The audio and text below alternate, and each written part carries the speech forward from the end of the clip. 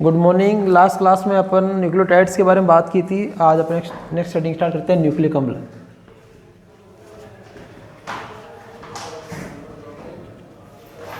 देखिए न्यूक्लिक अम्ल की बात करते हैं। न्यूक्लिक अम्ल क्या होता है कि सबसे पहले स्विट्जरलैंड के प्रसिद्ध वैज्ञानिक हुए थे। कहाँ के? स्विट्जरलैंड के।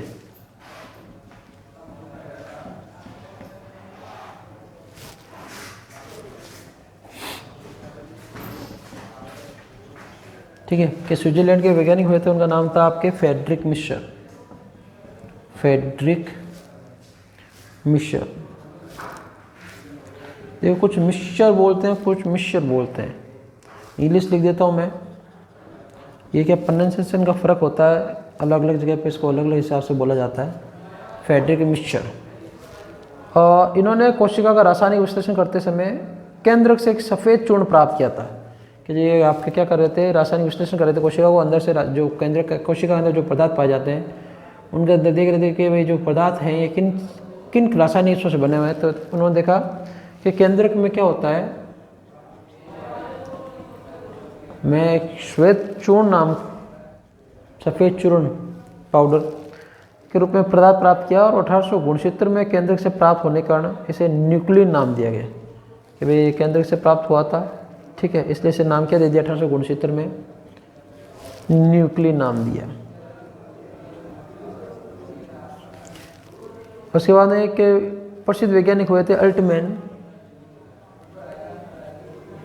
ठीक है, और अल्टमैन ने 1899 के अंदर न्यूक्लिक अम्ल के नाम से संबोधित किया। तो ये न्यूक्लिक नाम है, ये किसने दिया था? अल्टमैन ने दिया। और जो न्यूक्लिन है, ठीक है, ये सब किसने दिया था? आपके फ्रेडरिक मिशर। इन्होंने क्या किया? जब कोशिका का रासायनिक विश्लेषण कर रहे थे, कोशिका के अंदर जो कंटेंट पाया जाता है उन्हें देख रहे थे इनमें क्या रासायनिक पदार्थ पाया जाता है, तब इन्होंने इसे श्वेत चूर्ण के रूप में पदार्थ देखा जो केंद्रक से मिला, इसलिए इस नाम न्यूक्लिन दिया। अल्टमैन ने न्यूक्लिन को ही क्या कह दिया? न्यूक्लिक अम्ल नाम दिया। और ये सभी जीवित कोशिकाओं में पाया जाने वाला एक वृहद अणु है जो जीवित कोशिका में न्यूक्लिक प्रोटीन के रूप में पाया जाता है। तो अपने न्यूक्लिक अम्ल किस रूप में पाया जाता है? ठीक है, जीवित कोशिकाओं में न्यूक्लिक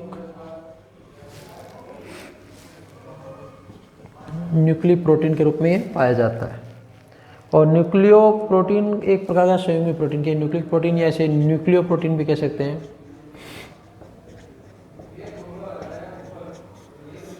ठीक है, तो ये न्यूक्लियो प्रोटीन क्या है? एक संयुग्मी प्रोटीन है।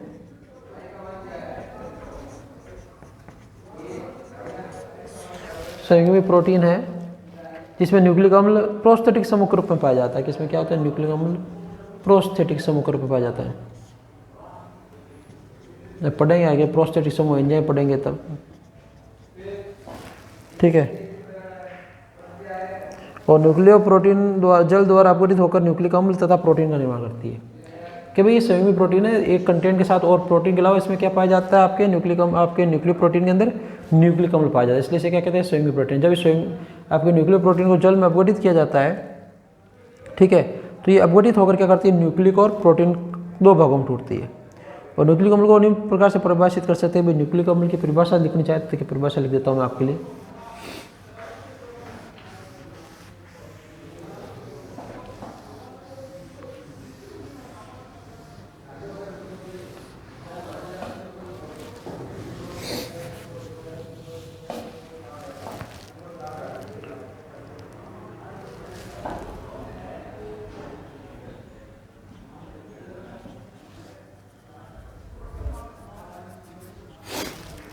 कि भाई न्यूक्लिक अम्ल क्या है? तो इसकी परिभाषा देखिए कि न्यूक्लिक अम्ल कार्बन, हाइड्रोजन, नाइट्रोजन, फास्फोरस तत्वों से बने न्यूक्लियोटाइड्स के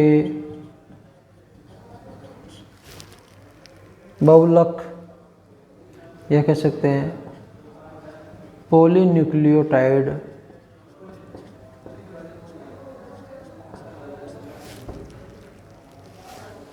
है जो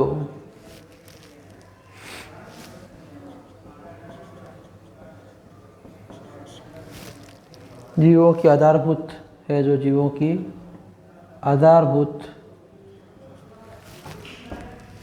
क्रियाओं को नियंत्रण करते हैं।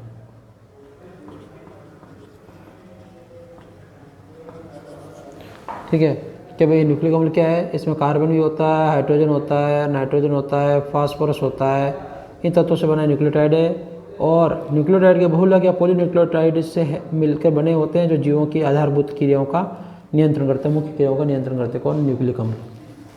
इससे आगे देखिए, बात करते हैं न्यूक्लिक अम्ल की संरचना की बात करते हैं।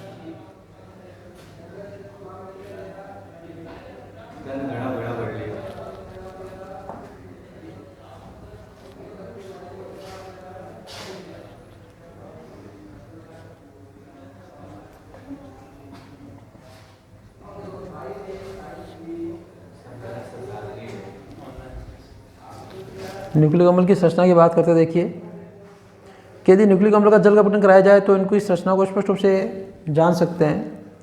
तो इनका जल अपघटन कराया गया तो इसके बारे में कुछ जानकारी मिली, इसकी बात करते हैं कि न्यूक्लिक अम्ल क्या है।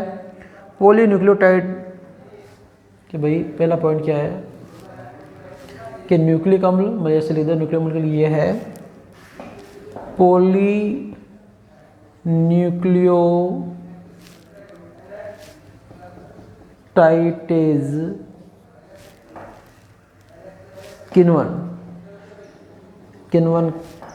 एंजाइम पर किण्वन एक वर्ड आता है एंजाइम के, मैं लिख देता हूँ परकिण्विक अम्ल होता है एंजाइम, विकर्बी एंजाइम की उपस्थिति में क्या होता है, अपघटित होकर के बनाता है न्यूक्लियोटाइड बनाता है। तो ये एंजाइम है पॉलीन्यूक्लियोटाइडेज। अभी पढ़ेंगे नेक्स्ट आगे, एंजाइम किसी भी वर्ड के पीछे एज लग जाता है, वो एंजाइम बन जाता है, उसको तोड़ने का कार्य करता है। जैसे प्रोटीएज प्रोटीन को तोड़ने वाला, न्यूक्लिएज न्यूक्लिक अम्ल को तोड़ने वाला। उसी प्रकार न्यूक्लियोटाइड है या पॉलीन्यूक्लियोटाइड है तो इसको पॉलीन्यूक्लियोटाइडेज मतलब जो पॉलीन्यूक्लियोटाइड को तोड़ता है, जल अपघटन होता है, तब जाके क्या होता है आपके न्यूक्लिक अम्ल बनता है।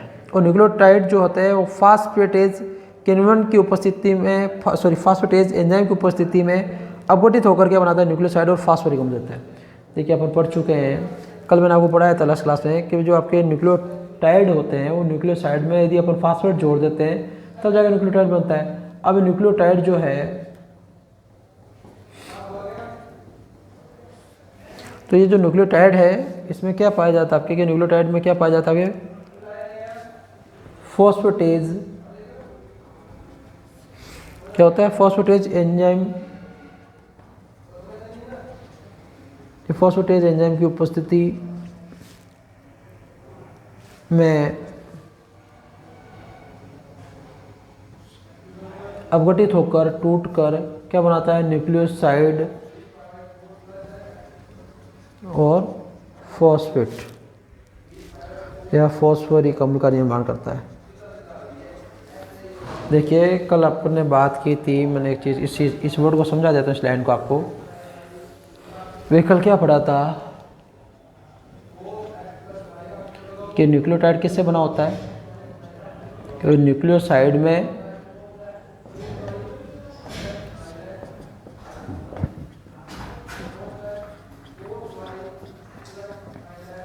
फॉस्फोरिक अम्ल जोड़ते हैं तब न्यूक्लियोटाइड बना होता है। अब न्यूक्लियोटाइड को आपके फॉस्फेटेज एंजाइम डालेंगे तो क्या करेगा, फॉस्फोरिक को तोड़ेगा, फॉस्फोरिक को अलग करेगा, फॉस्फोरिक अलग होता है क्या हो जाएगा, न्यूक्लियोसाइड बन जाएगा। तो न्यूक्लियोटाइड जो न्यूक्लियोसाइड और फॉस्फोरिक अम्ल के मिलने से बना होता है, और जब ये फॉस्फेटेज एंजाइम काम करता है तो फॉस्फोरिक अम्ल को क्या कर देता है, अलग कर देता है।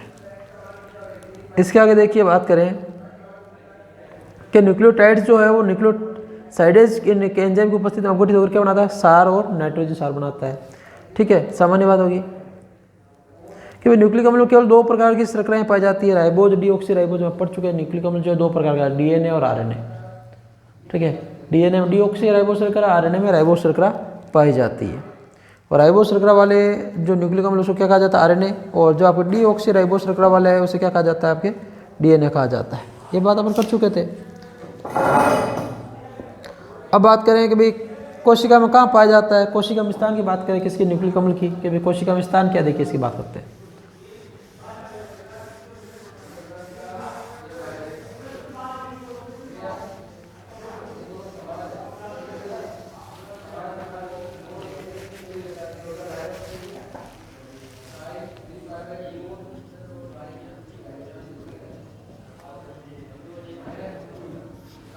तो जो न्यूक्लिक अम्ल है वो केंद्र का अधिकांश भाग क्या है, न्यूक्लिक अम्ल का बना होता है। कि भाई केंद्र का जो अधिकांश भाग है,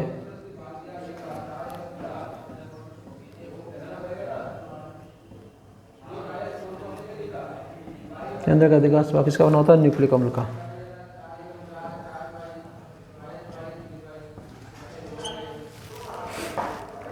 और केंद्र के अंदर कोशिका के अन्य भागों में पाया जाता है। ये पादप वायरसों को छोड़कर जिनमें अनुवांशिक पदार्थ आरएनए होता है, ठीक है, बाकी सब में डीएनए क्या करता है, सजीव कोशिकाओं में पाया जाता है। कि भाई डीएनए आरएनए न्यूक्लिक अम्ल के भाग है। तो आरएनए क्या है, जितने भी पादप वायरस है, ठीक है, पादप वायरसों का मतलब पादपों जो रोग फैलाने वाला वायरस है, इनको छोड़कर इनका अनुवांशिक पदार्थ क्या होता है, आरएनए। बाकी जितनी भी सभी कोशिकाएं हैं, जितने भी जीव हैं, उनका अनुवांशिक पदार्थ क्या होता है, डीएनए होता है। इसके अलावा बात करें कि प्रत्येक कोशिका में डीएनए जो केंद्रक में पाया जाता है, जो प्रोटीन के साथ मिलकर क्या बनाता है, क्रोमेटिन जाल बनाता है, जो अपन पढ़ चुके हैं। और अल्प मात्रा में माइटोकॉन्ड्रिया और क्लोरोप्लास्ट में पाया जाता है, पढ़ चुके हैं। इसके अलावा आरएनए मुख्य रूप से कोशिका द्रव्य का न्यूक्लियस में मिलता है। कि आरएनए मुख्य रूप से क्या पाया जाता है, कोशिका द्रव्य और न्यूक्लियस में, न्यूक्लियस में केंद्रिका के अंदर पाया जाता है। और कोशिका द्रव्य मुख्य रूप से क्या करता है, राइबोसोम, इस राइबोसोम में इसके अंदर पाया जाता है। और आरएनए माइटोकॉन्ड्रिया हरितलवाहक प्रोकैरियोटिक कोशिका में भी पाया जाता है। पादप वायरसों में आरएनए अनुवांशिक पदार्थ के रूप में भी पाया जाता है। तो होगी इसकी सामान्य जानकारी होगी, कहाँ पाए जाते हैं, इसकी क्या विशेषता है।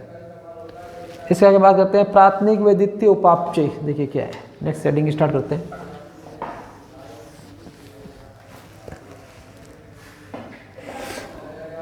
प्राथमिक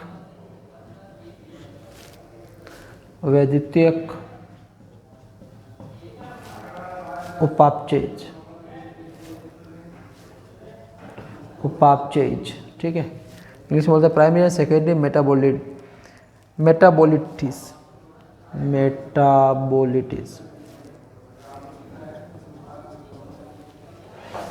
क्या होते हैं कि विभिन्न प्रकार की जैविक क्रियाओं जो सजीव कोशिका में होती है, वस्तुतः जैव रासायनिक क्रियाओं के रूप में संपादित होती है। कि जितनी भी शरीर क्रिया होती है, जैव रासायनिक कुछ ना कुछ रासायनिक पदार्थ पाए जाते हैं, इसलिए क्या बोलते हैं, जैव रासायनिक क्रिया कहते हैं। इनमें से अनेक क्रिया आपस में समन्वित और संतुलित रूप से क्या होती है, संपादित होती है और आपस में संयुक्त रूप से उपापचय परिपथों का गठन करती है। इस प्रकार सजीव कोशिका में संपन्न होने वाले इन परिपथों को दो भागों में बांट रखा है। कि जितने भी शरीर में सजीव होते हैं, जिनके शरीर में जितनी भी क्रिया होती है, दो भागों में बांट रखा है, जैसे प्राथमिक उपापचय और द्वितीयक उपापचय के अंदर। इन परिपथों के अंतर्गत संश्लेषित होने वाले रासायनिक उपापचय पदार्थों को जैव उपापचय कहा जाता है। कि जब ये प्रक्रिया होती है, इसमें जो भी रासायनिक पदार्थ बनते हैं, तो उसे क्या बोल देते हैं, रासायनिक उपापचय पदार्थ कहा जाता है। तो अपन बात करें प्रमुख प्राथमिक उपापचय के, अपने शरीर में प्राथमिक उपापचय कौन कौन से, उनकी बात करेंगे। फिर द्वितीयक उपापचय कौन कौन से, उनकी बात करेंगे। तो प्राथमिक उपापचय देखिए, इसमें पहला आता है विटामिन।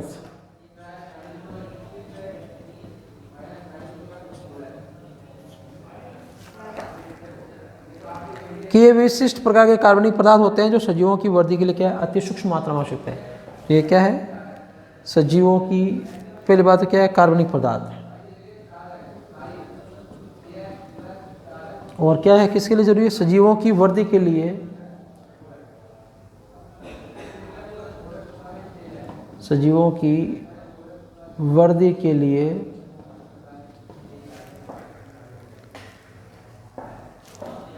अति सूक्ष्म मात्रा में आवश्यक है। अति सूक्ष्म मात्रा में इसकी क्या होती है, आवश्यकता होती है। और दूसरा है आपके ये कार्बनिक अम्ल।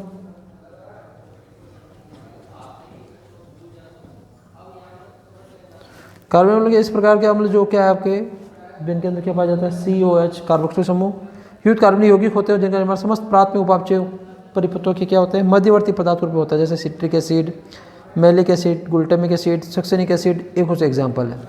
और तीसरा है एल्कोहल।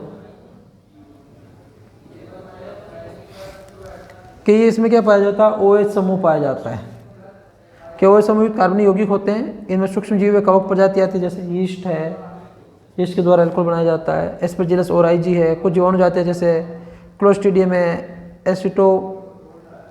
एसिटोबैक्टीरियम है, आपके उपयोग इनका केस में किया जाता है, एल्कोहल उत्पादन किया जाता है। तो विटामिन है, कार्बनिक अम्ल है, एल्कोहल है, ये सब प्राथमिक उपापचय के अंदर आते हैं। अब द्वितीयक उपापचय क्या है, इसकी बात करते देखिए।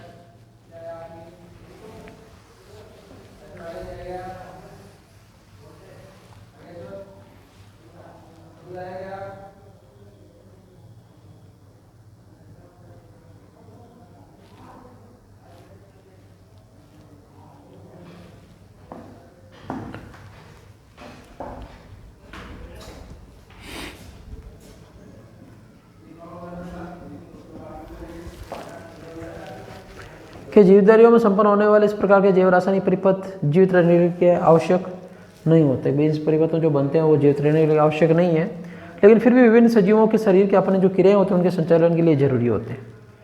इन्हें क्या कहा जाता है? द्वितीयक उपापचय परिपथ कहते हैं। इनसे निर्मित होने वाले रासायनिक पदार्थों को क्या कहते हैं?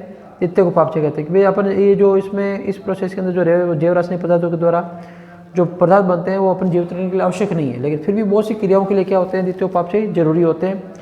और ये पदार्थ निर्माण करने वाले सजीवों के लिए किसी भी प्रकार के उपयोगी नहीं होते हैं। देखिए कौन कौन से द्वितीय उपापचय में, जैसे एल्केलॉइड है,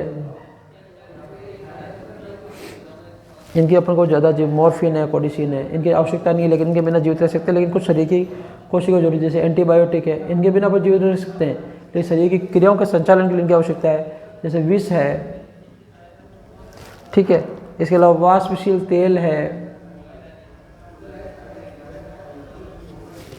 सुगंधित तेल बोलते हैं, वाष्पशील है सुगंधित तेल,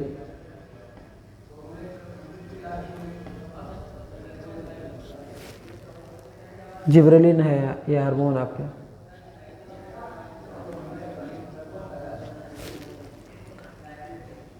रंजक है, स्टीरॉयड्स है, क्विनोन्स है, फेनिकोल ड्रग्स है, वर्णक है, लेक्टिन्स है, बहुलक है, रबर है, गोंद है, सेल्यूलोज है। तो ये सभी अपन को जीवित रहने के लिए जरूरी है कि इनके बिना अपन जीवित तो रह सकते हैं, लेकिन शरीर के संचालन के लिए वो सी क्रियाओं में इनकी आवश्यकता होती है। तो उसे बोलते हैं द्वितीय उपापचय। और जो जीवित रहने के लिए जरूरी है, अपनी क्रियाओं के लिए जरूरी है, उसे बोलते हैं प्राथमिक उपापचय। अब आगे हेडिंग आती है अपनी उपापचय की संकल्पना, शरीर अवयवों की गति का अवस्था।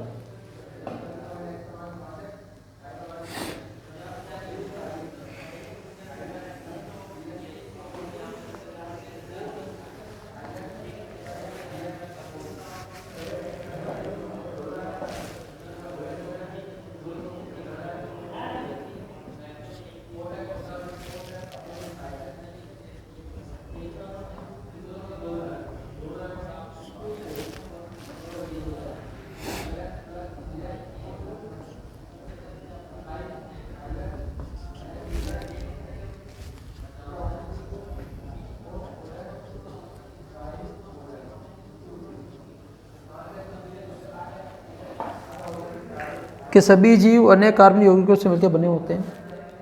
ये यौगिक जीवों में निश्चित सांद्रता में पाए जाते हैं। ये जैव अणु अन्य जैव अणुओं में प्रवृत्ति होते रहते हैं और तथा अन्य जैव अणुओं से मिलकर बने भी रहते हैं।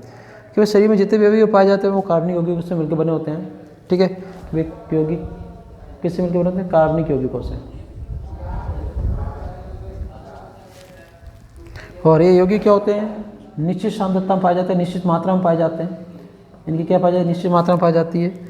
और ये क्या करते हैं? जैव अणुओं का निर्माण करते हैं। और ये जैव अणु अन्य जैव अणुओं का निर्माण करते हैं। तो अन्य जैव अणुओं से मिलकर बने हैं। और जीवों में होने वाले इन जो आपके निर्माणात्मक विखंडनात्मक रासायनिक क्रियाओं को क्या कहते हैं? उपापचय। क्या भाई शरीर में कुछ पदार्थों का निर्माण होता है, कुछ पदार्थ टूटते हैं, उससे वापस क्या होता है? तो अपने शरीर में जो भी क्रिया होती है जिसमें निर्माण भी होता है, विखंडन भी होता है, टूटता भी है, वो किस में आता है? उसे क्या कहते हैं? उपापचय कहते हैं। जैसे अमीनो अम्लों से CO2 निकलने पर क्या बनता है? अमीन। जब अमीनो अम्ल जो होते हैं इनसे जब क्या होती है? CO2 निकलती है तो क्या बनता है? एमीन बनता है।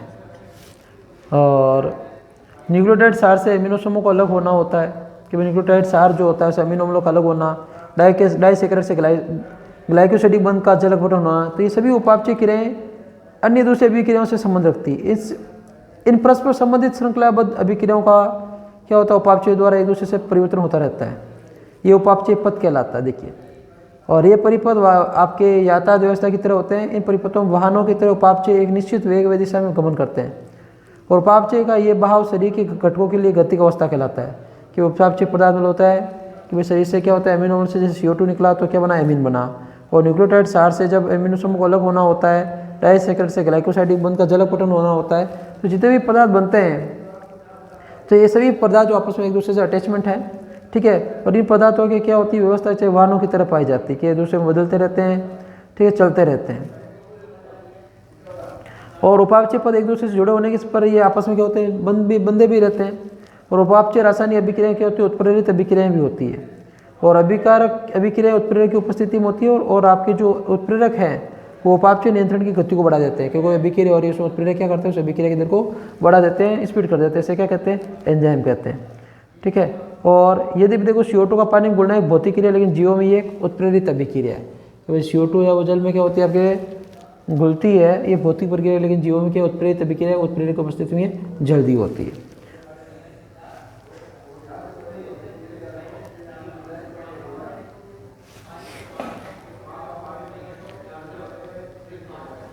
अगली हेडिंग आती है, देखिए सामान्य जानकारी को ज़्यादा विशेष इनकी डिटेल है नहीं।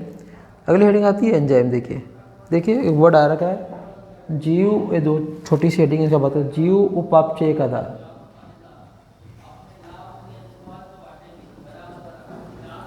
देखिए जीव उपापचय का आधार क्या है कि वे उपापचय पद जिसमें सरल पदार्थों से जटिल पदार्थ बनते हैं उन्हें क्या कहते हैं, जैव संश्लेषण। या देखिए एक आता है उपचय, या इसे कहते हैं जैव संश्लेषण।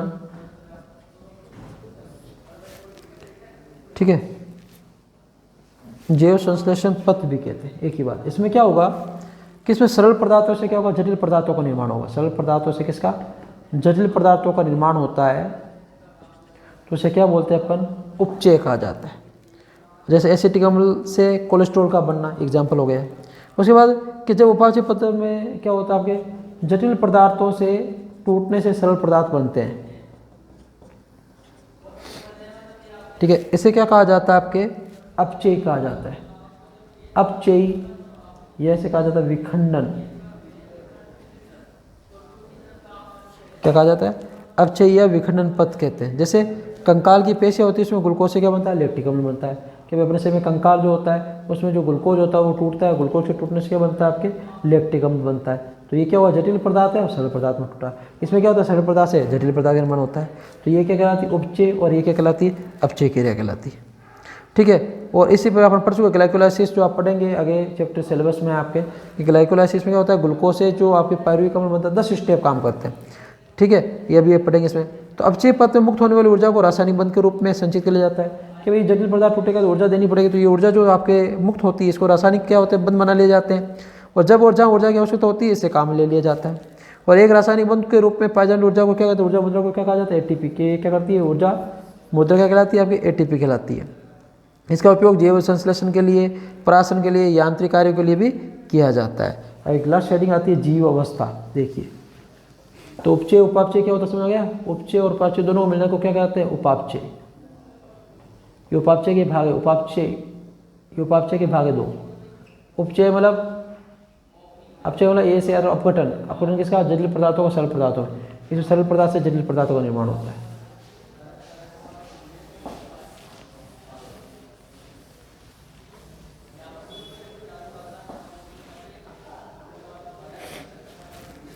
यह जीव अवस्था की बात करते देखिए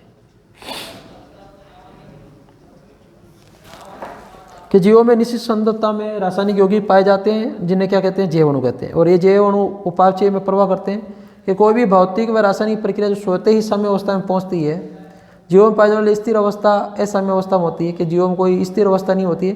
जैसे कि भौतिक सिद्धांत के अनुसार कोई भी तंत्र साम्य अवस्था में कार्य नहीं कर सकता। साम्य अवस्था मतलब एक निश्चित साम्य अवस्था मतलब होता है जब भी जिससे वो मिलकर बना है और जिससे वो बनने वाला है वो दोनों बराबर कंटेंट हो जाता है, उसे बोलते हैं साम्य अवस्था।